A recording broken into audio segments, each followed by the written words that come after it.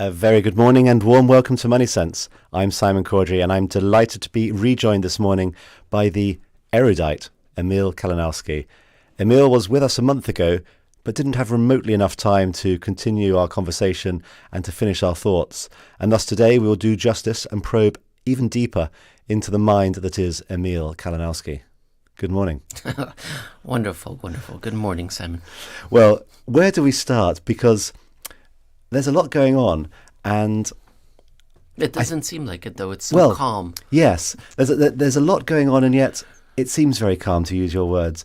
Why the heck is that? And I think the first question I wanted to ask of you is, what makes you nervous in the investment industry right now, with leaving spiders and snakes out of the equation for obvious reasons?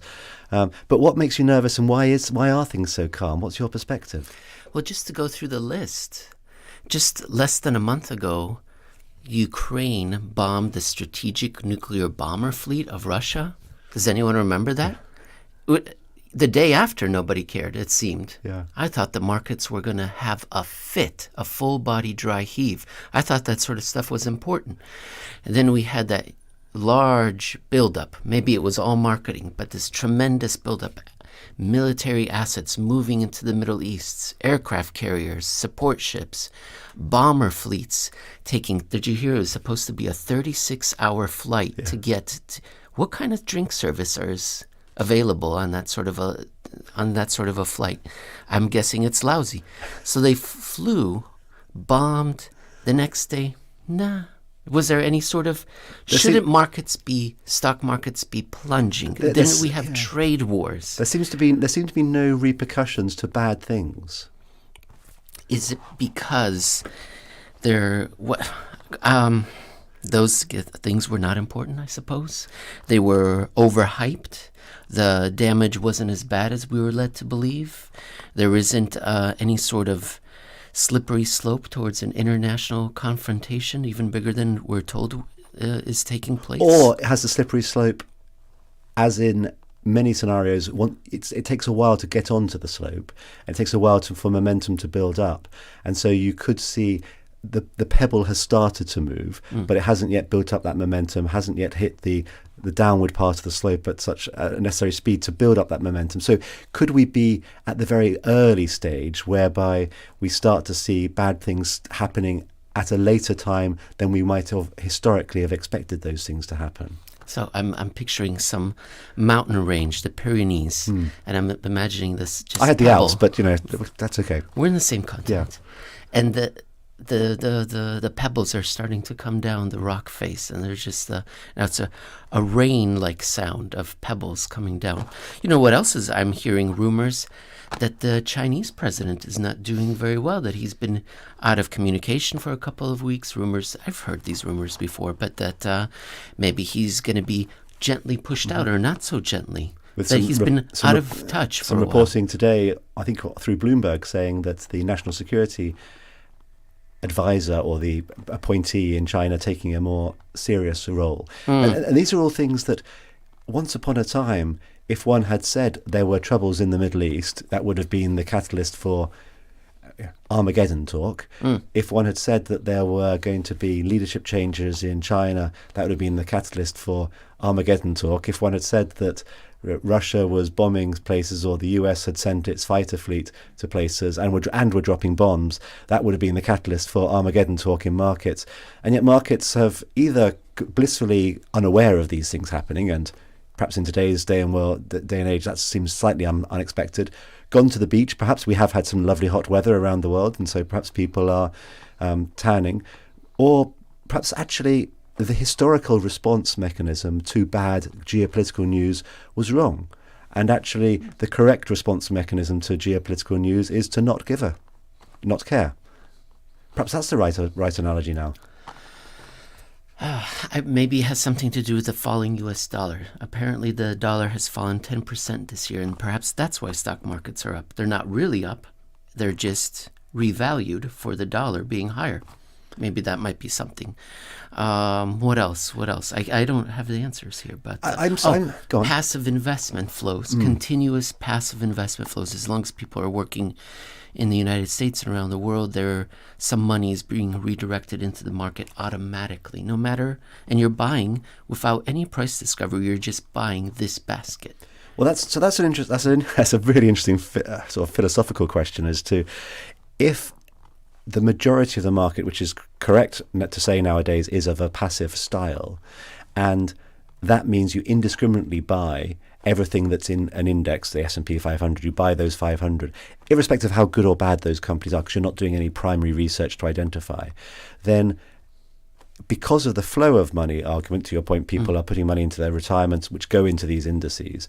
How do you more clearly articulate a good versus bad investment?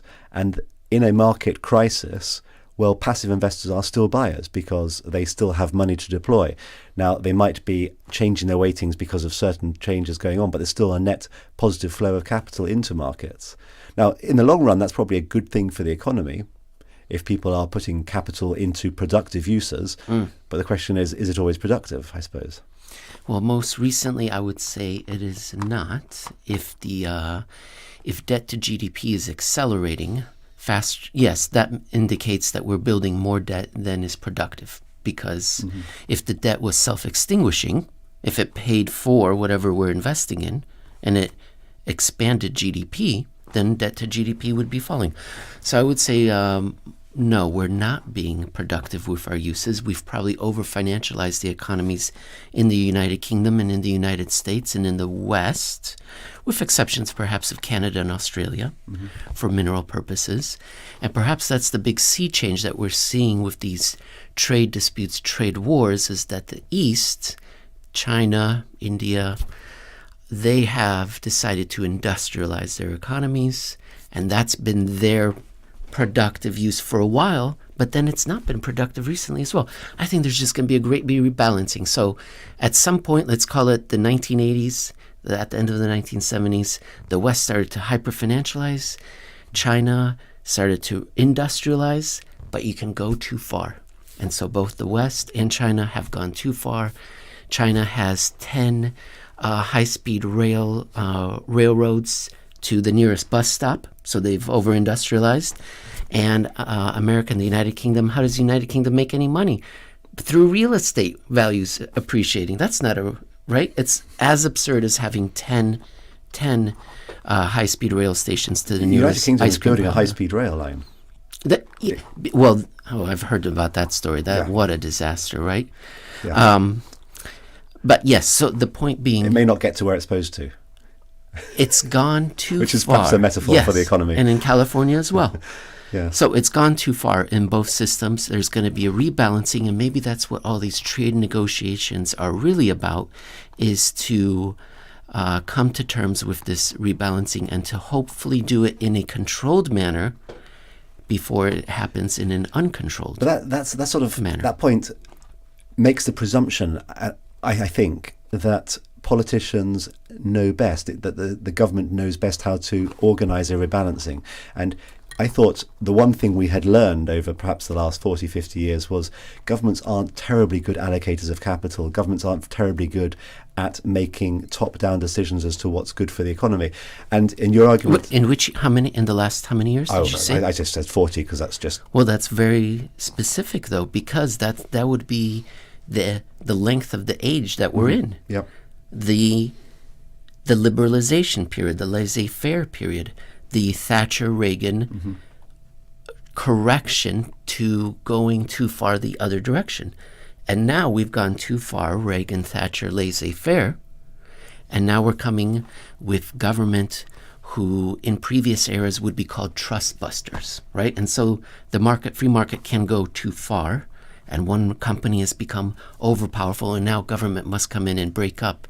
In America, AT&T or Standard Oil. How about in the United Kingdom? Were there companies that became so powerful that it was... I think the only companies in the United Kingdom or in Europe that have become so powerful are American ones, and so it's become politically There was expedient. never back in the 80s, yes, there were. The banking sector got into a little bit of trouble. Some of the utilities got into some difficulties, and there were never monopolies. Yes, that were crushing competition. I wouldn't say monopolies, more oligopolies. Okay.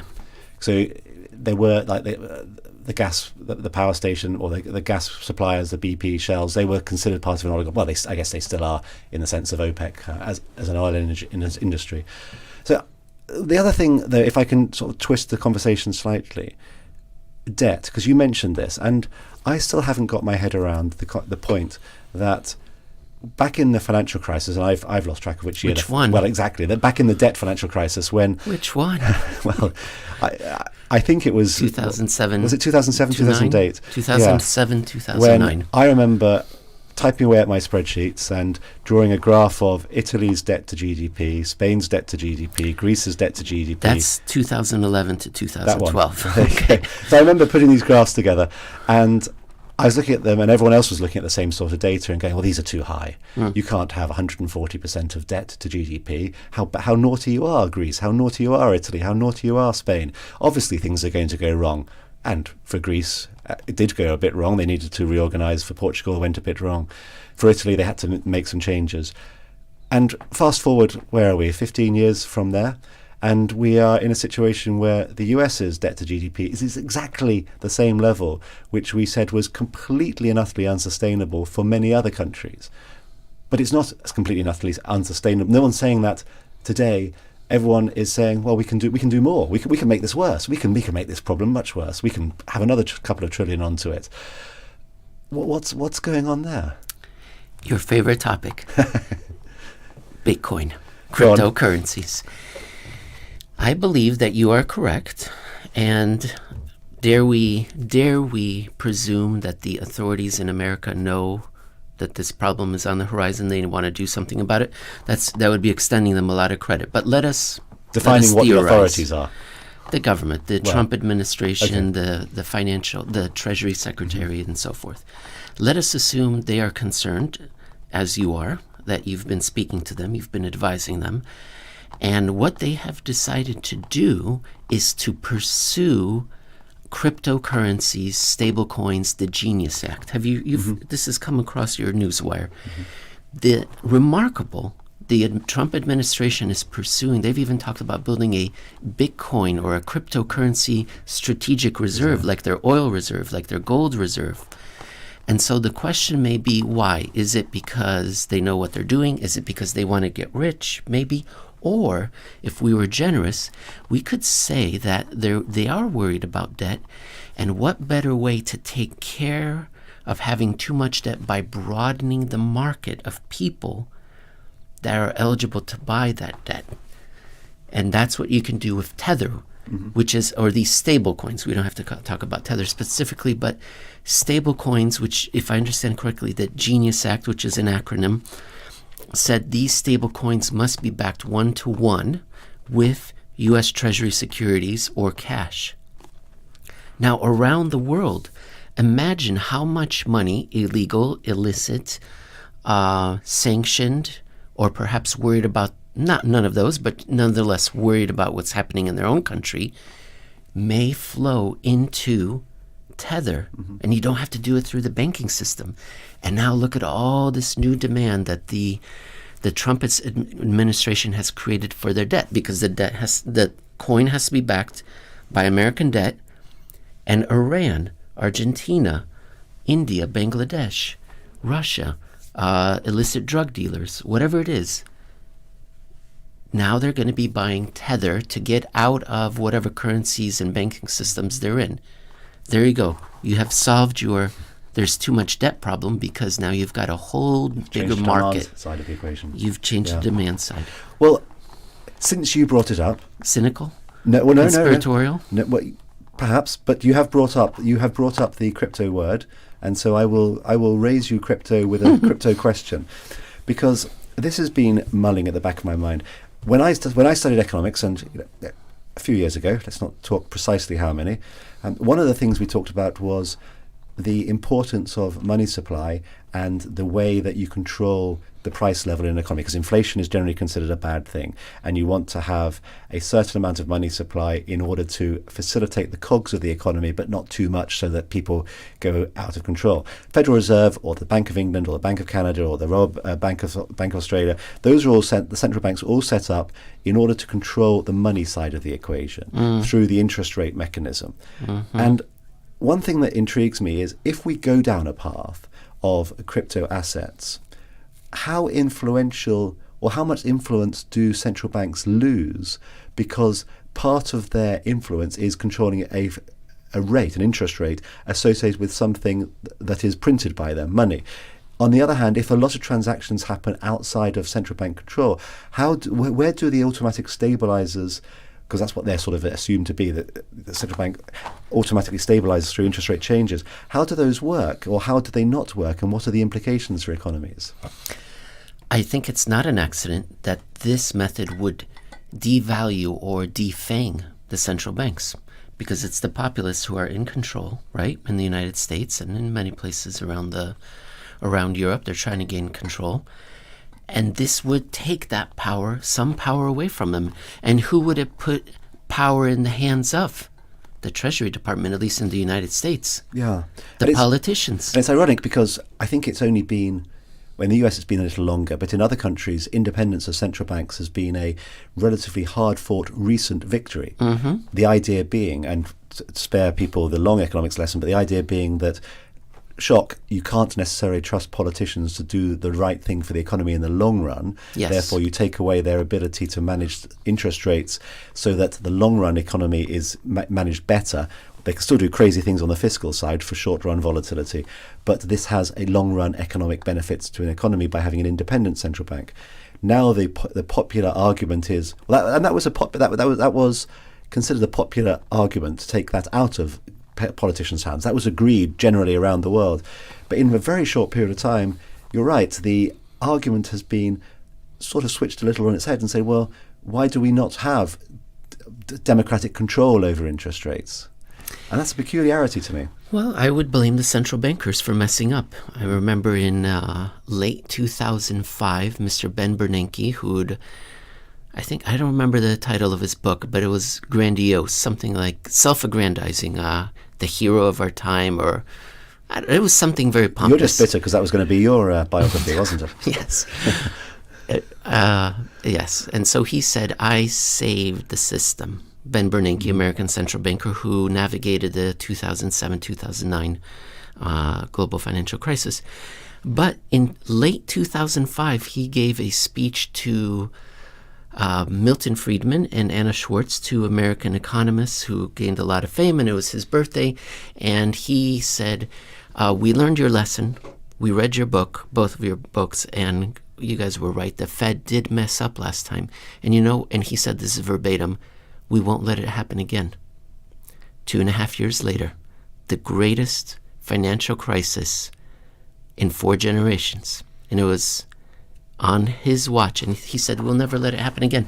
And then they came up with quantitative easing. Did that do anything? Did it? I would say no. Japan had been doing it for what it did was it inflated assets to make people feel better. So, well, are they feeling better since 2008? Well, I think people are angrier and angrier. So I think central bankers have dropped the ball in America, they would say, but I think there's a more colorful term in Britain.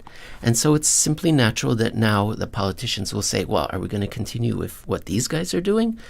I bet you I can do it better. I can get you money for cheaper, and that'll work for a generation or two. We need 20 years for them to drop the ball themselves. I think so. And then the cycle turns back to where it was. I'm genuinely worried that most of my answers are, well, it's the cycle. But honestly, that's dissuade me from that. But that's almost the answer to all my all your queries. Perhaps the most ironic thing in all of this is Canada, because there a central banker has become prime minister. Well, I can't speak for Canada. I'm delighted they recently had their very important day, which they named Canada. I don't know if it's an Independence Day or if they just picked a day in in the calendar to designate as a day for I think Canada? you're stretching into dangerous territory as Yes. as an American there. Yes. Well, I'm thrilled that they are our neighbor, Yeah. but I'm not sure what's going on. Okay, let's change tacks, because one of the things that we wanted to talk about last time you were on the show, and we ran out of time, was some of your recent research and your investigations. Not investigations about you, but your investigations of other things. We've talked about those in different areas, different forums. And one of those topic areas is Africa. And I remember when I was a wee nipper, sitting on my dad's knee, and he's saying, "Oh, never trust anyone who says that Africa is a good place to invest, because everyone's been saying that for 20 years. It's rather like nuclear fusion." He didn't understand nuclear fusion, but it's always the next thing. It's always the thing that's going to happen. And then 20 years later, everyone's lost a lot of money on it. You've done some research in terms of what's going on in Africa. What are your findings? What are your senses? It's a great place to invest. And I'm taking that. You know who has had a great run in Africa, investment-wise? The Chinese. For the last 20 years. Have they had a good run investment-wise, or have they had a good run influence-wise? Good question. Yeah, okay, very well. But I think it conflates the two. They got what they wanted, which was a tremendous amount of minerals. And geopolitical influence in those countries. Yes. So that's been a great investment for them. I don't know if the return on equity, the internal rate of return, I don't know if that sort of thing is top of mind, but wonderful investment run for them. The Americans were completely oblivious and disinterested. The Russians very recently have invested a good amount, let's say in the last 5 years, and they have won over to their side almost all of the countries in the Sahel, which is this kind of, let's call it the Sahara. Former French-speaking colonies, French-speaking nations presently. And now the United States is getting involved. At the very end of the Biden administration, there was some philosophical change, and you could see how they suddenly started to turn their attention to Africa and invest in Africa. And the United States under the Trump administration is going all in on Africa. And a wonderful example is there is a war taking place, no one really knows about it, in the Democratic Republic of the Congo and Rwanda, and it's an unofficial war, but it threatens to spill over and expand and involve many other countries, Uganda and so forth. Did you know that President Trump just brokered a ceasefire deal between these two nations? It's not in the news. Now, did Mr. Trump do this because he wants to win the Nobel Peace Prize and he's a good person? I don't know what the driving or purpose or the desire. Maybe that stuff doesn't matter if the war stops. But you know what deal he struck? To allow American companies to invest in the DRC and get minerals there without having to worry about having to bribe everybody to get a deal done. Well, bribery is now not illegal anymore, or not prosecutable. Is that? Are you serious? Because that might be true. Well, I don't know what to believe. The Justice Department did say that they were not going to enforce the bribery, or whatever the U.S. version of the Bribery Act is. You know, I was talking to somebody and I was making that point, whereas before, companies would have to have a fixer in country, and then they would get in trouble. Yeah. Glencore, a Swiss mining company, got in trouble in 2017-18 because they paid a man, Dan Gertler, to Glencore to take care of business, and the United States said, well, that's very bad. How dare you? But then and then they started to sanction him. But then at the end of 2024, guess who the United States went to? Dan Gertler, and said, we'd like to do some business in the DRC, and maybe we're going to drop these sanctions on you. And I think with this latest Trump brokered ceasefire deal, now companies, at least in America or Canada or the West, they don't have to bribe anyone because Trump is the fixer. He's gone there and he said, I want you to allow these companies to do business deals.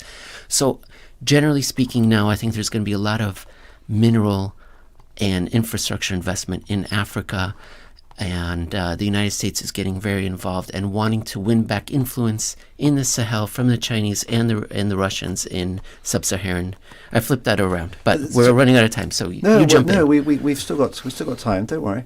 But I want to sort of probe a little bit on that, because what I heard you say right at the outset was Africa's a good place to invest.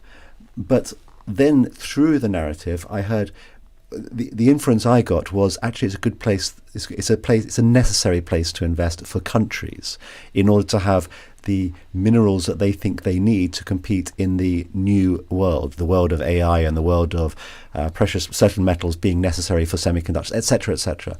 But does that align itself with it being a good place for you or I or other people listening to invest? Those two things are not necessarily always aligned, and that's the crucial thing. It might be a necessary place for countries to have influence and countries to be able to extract raw materials from. But does that make it an investable place for an individual? Yes, if you are in the wide wake of the foreign affairs influence of a major power. So the United States will not be dropping wells offshore of the Ivory Coast to get oil. It might be Chevron or Exxon or whoever. And that's how you can do it. So I think it's a good idea if you can invest in Russian companies, because in the Sahel, or Chinese companies in Zimbabwe and South Africa, or American companies that are doing business in Zambia and Namibia and Angola. Do you know what I'm saying? So where these large super states have swam in, you come in right behind their battleship, their ship of state, and find those companies that are in the donor drafter class of in a sense, those companies affairs. are sort of protected by the very nature that they're doing the government's bidding.